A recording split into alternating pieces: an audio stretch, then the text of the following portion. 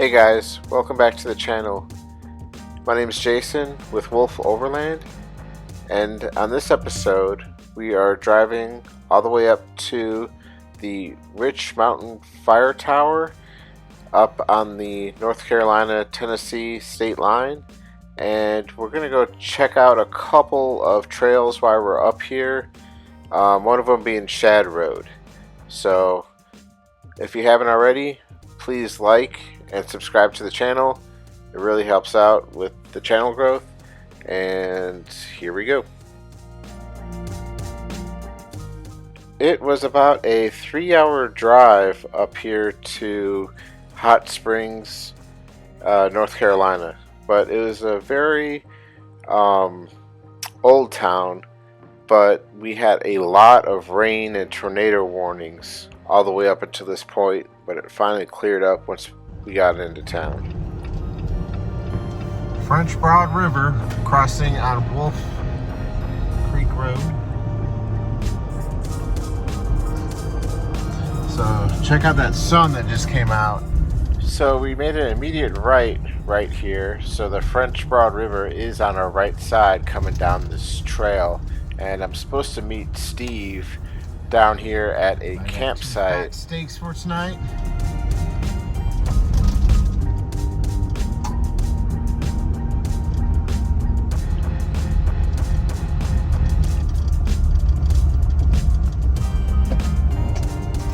Go through some mud. So there's a gate here. So pardon that rattle noise.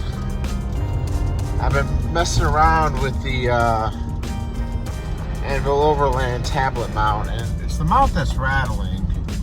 And I did email them; they are aware of the noise, and hopefully they got a fix for it. I can mess with it some more by putting foam padding on it.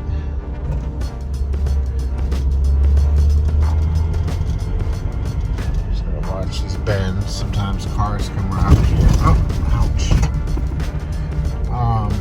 There's a trailhead through here too.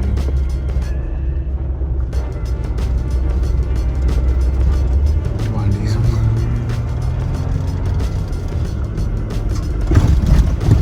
Not here down yet. But anyway, so we're doing one night. And today's Friday, and right now it's still about 65 degrees. So I didn't bring the heater because it's supposed to drop down into the 50s. I got a warm enough bag. I got the heater, or the I got a blanket heater.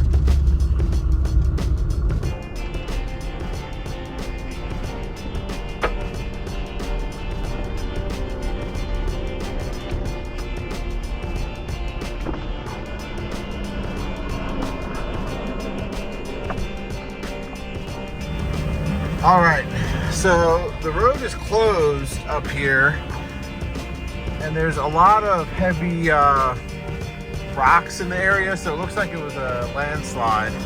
But we think we can get to it from the other side, so we're going back around the mountain. But it's coming up on sunset now. It cleared up, thank God, and it's nice out. It's like 62 degrees, and it's nice. Look at that, beautiful.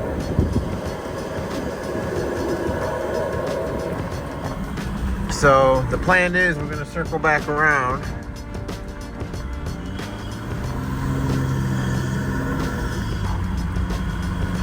Come down here. We ended up driving around to the other side of the mountain and found that the same road closed sign was on the other side of the trail. So apparently that side's closed down.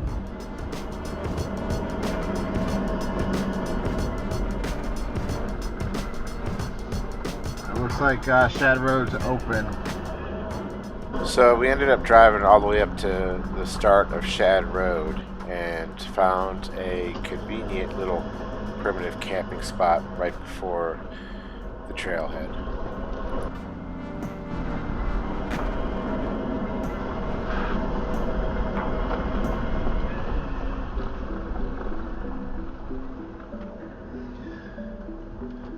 We have a campsite right here.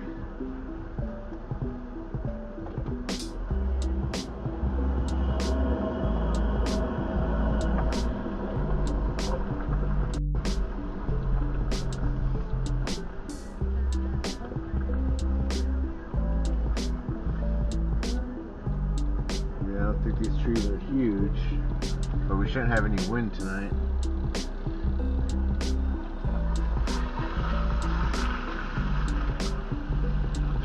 Alright, yeah. Alright, I open up that side, so I'll pull over here. Are you gonna back in or are you gonna pull in? Well, I can just back in right here. Alright.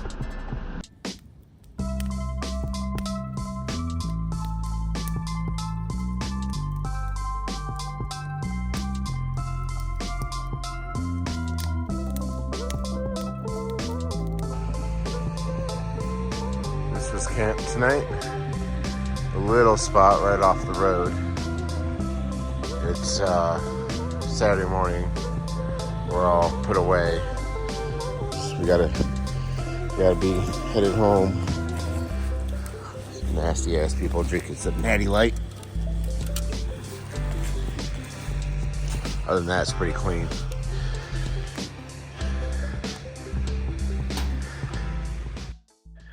We started early Saturday morning on SHAD Road, and it starts out really easy like this, just gravel road, really easy. And then we came upon our first downed tree on the road. It's night, but looks like people have been going around it, but just cut it up there and move it to the side.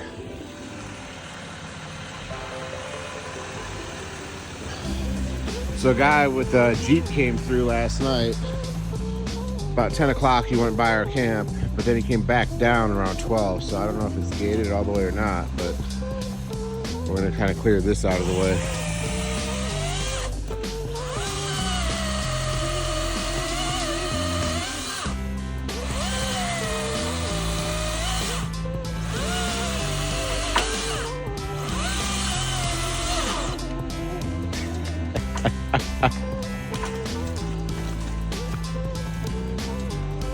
Oh, Steve.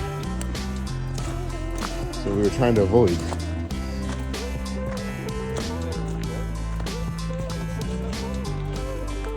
It's more funny this way. There's a nice fire pit up there with a beautiful view, but with all this rain that we had yesterday, Steve's fully locked.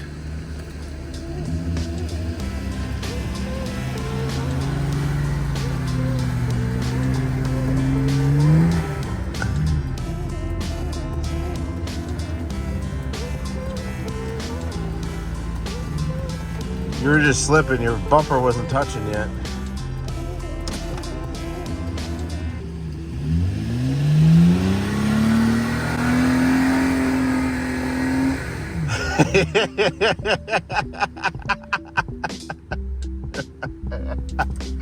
Oh, that was good. It's too wet, man. If it was dry, you'd make it, but you can get up and you'd have to winch. It was too wet. We decided to not rut it out and continue on the way. Shortly down the trail, we came upon what appeared to be a bunch of logging going on in the area.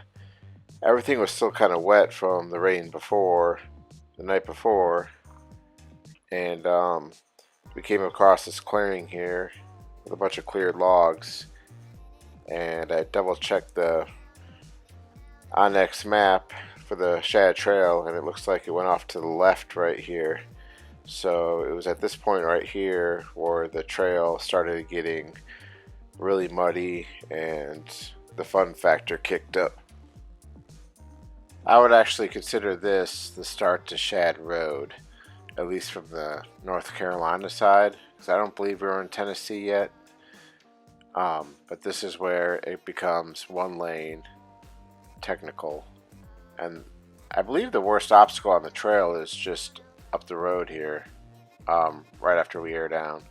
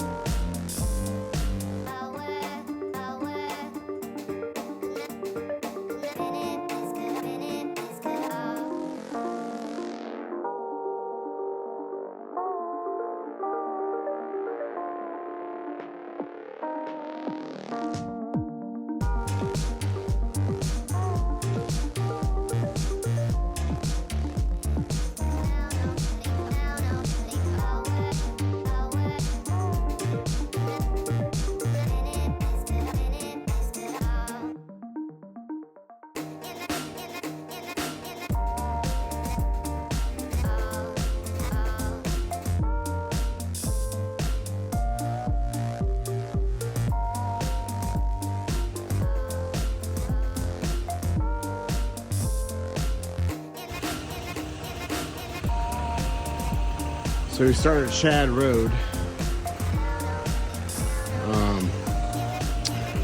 There were a couple of really hard obstacles off the bat with some nice bypasses, but we decided to stop here and air down because it did rain yesterday, so everything's still a little muddy, but we'll see how it goes.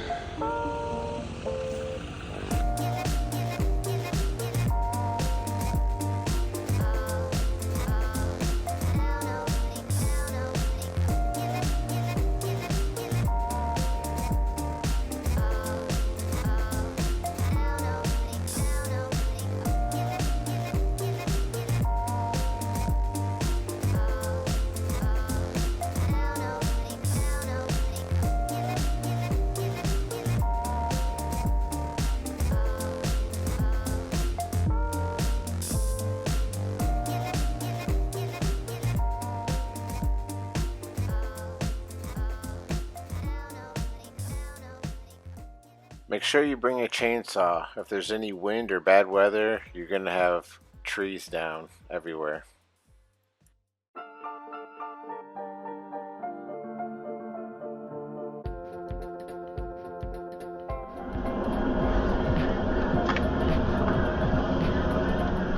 This section right here was probably one of the harder parts. The camera doesn't do it justice, obviously, but this is a pretty steep hill climb with a couple of good ruts and some pinstripes going up to the top of the mountain up here.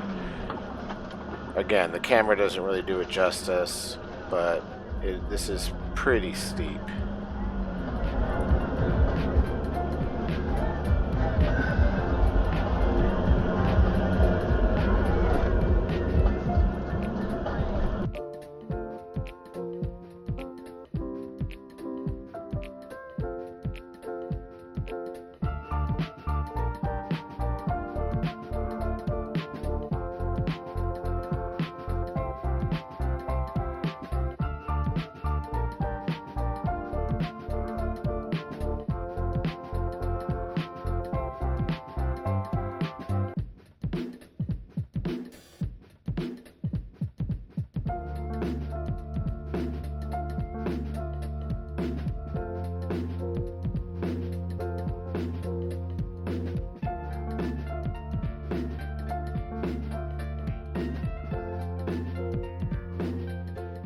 Hey guys, if you haven't already, please like and subscribe to the channel. This helps the algorithm and really helps out the channel.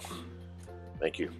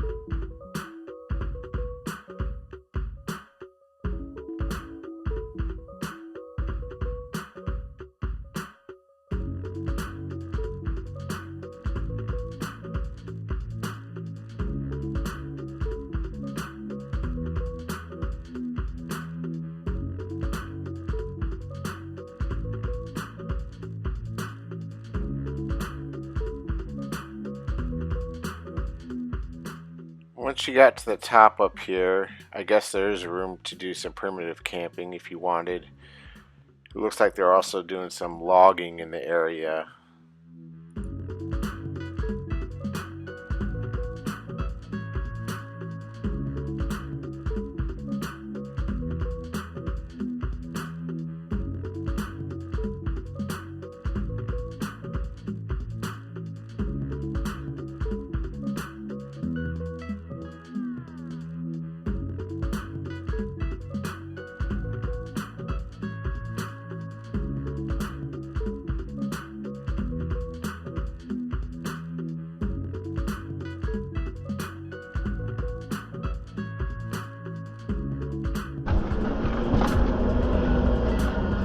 This is probably the biggest tree up here I've seen yet down.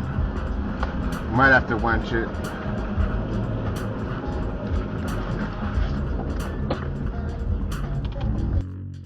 This has to be one of the biggest trees that we've ever come across blocking the road that we had to move.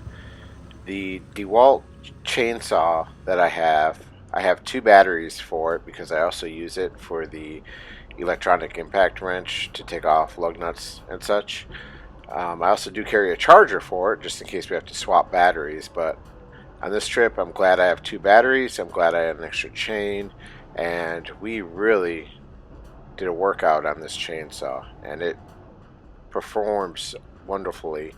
I did end up picking up some chainsaw spikes, or wedges as you would call, that you would wedge in as you're chainsawing down to prevent the bar from getting stuck in the tree, which I've had problems with before, but I really didn't know until I watched a couple of videos on how to use chainsaws properly that you're supposed to have these wedges to put in to prevent the compression of the tree as you cut. I'll put a link in the description below, the chainsaw that I have that I used. I've had this for a couple years now, and it is probably one of the best tools that I have. I use it all the time, every trip. Definitely worth the investment. I really got to hand it to Dewalt for this chainsaw. That big chainsaw cut through this like butter. It's just moving these logs. I mean, they're huge, and the winch like struggles to move them all. But almost there.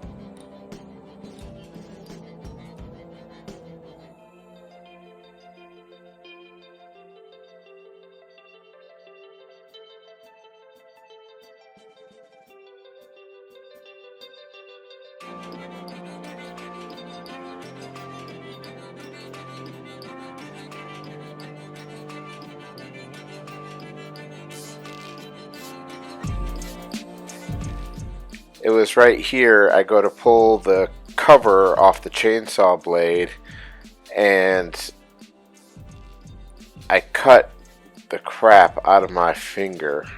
It was a pretty deep cut. It was squirting blood. So I turned around real quick to go put some first aid on it and let Steve go ahead and make the cut.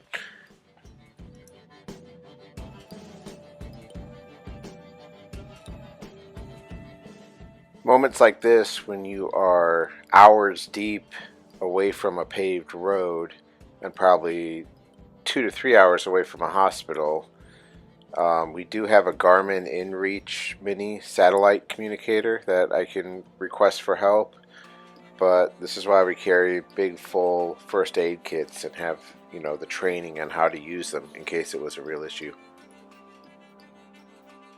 I got all bandaged up and we were on to the next obstacle, which ended up being a little mud hole.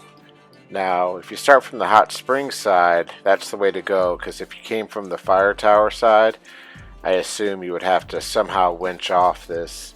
It looks like there's a bypass on the left up here that was kind of sketch as well, so I manually shifted down into first gear and forgot to take it out of first gear once I got down this incline right here, so I kind of revved out the diesel engine.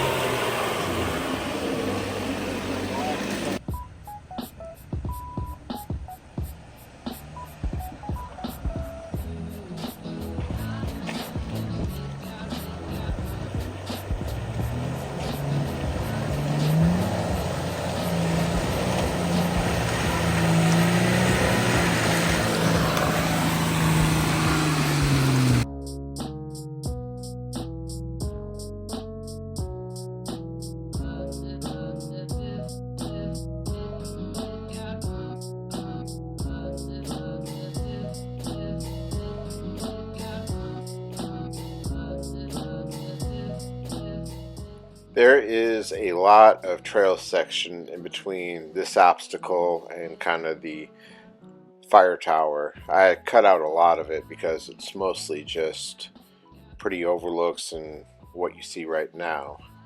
But overall, it was a really relaxing drive.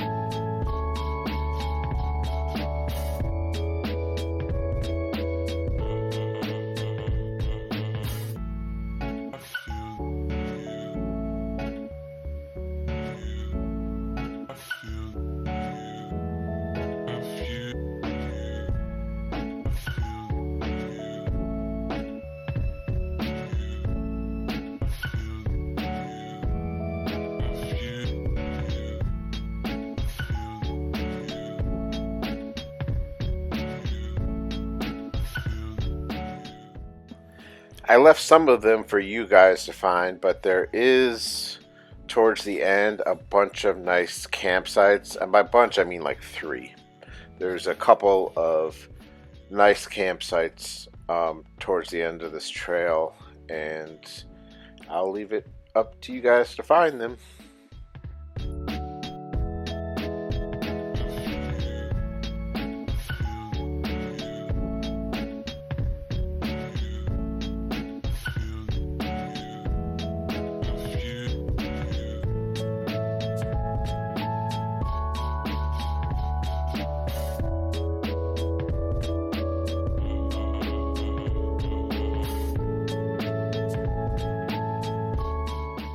There was a huge windstorm a couple days before we traveled this, so there were trees down everywhere, but there was still plenty of tire tracks on the ground everywhere. So I don't know how well this place is traveled, but people do travel it.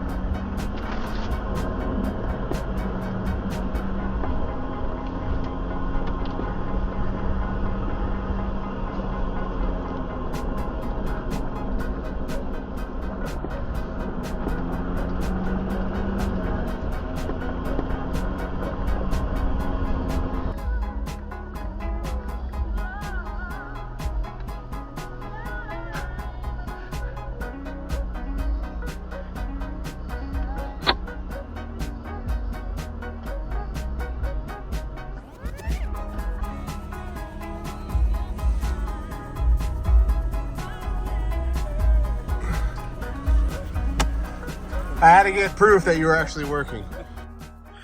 At the end of the trail, we turned right to head straight up to the Rich Mountain Fire Tower. You can actually drive all the way up to the fire tower and park underneath it. It's right on the Appalachian Trail, so we did run into some hikers while we were up there.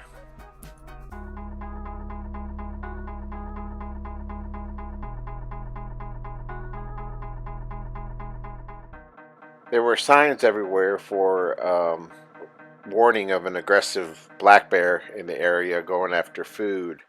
So I wouldn't recommend camping up here at the top of the fire tower, although there was a couple of really nice primitive spots up here. One was kind of on top of a mountain next to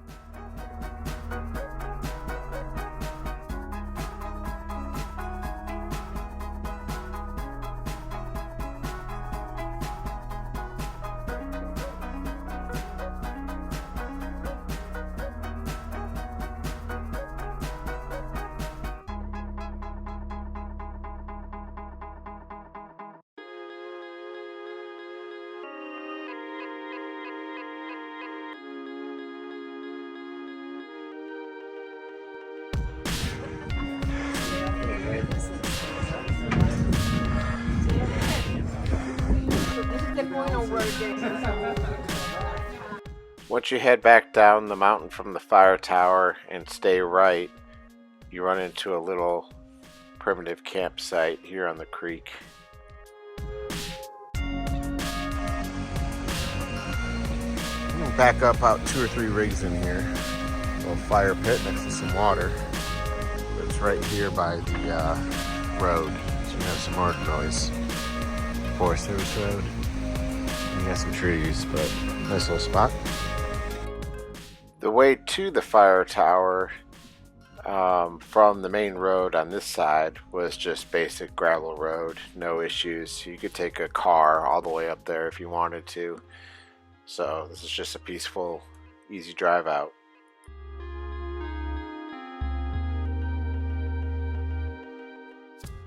The gravel road eventually turned into pavement and eventually led to the main highway out.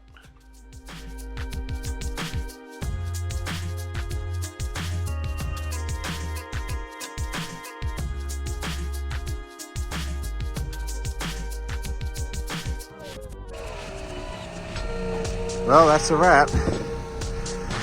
So, air compressor is still acting a little wonky. We're going to take that apart this week and fix that. But I was still able to air up the tires. The new lights, super bright, really worked well. I like those. We had some deep water crossing or deep mud hole we went through. What else do I need to put on the list?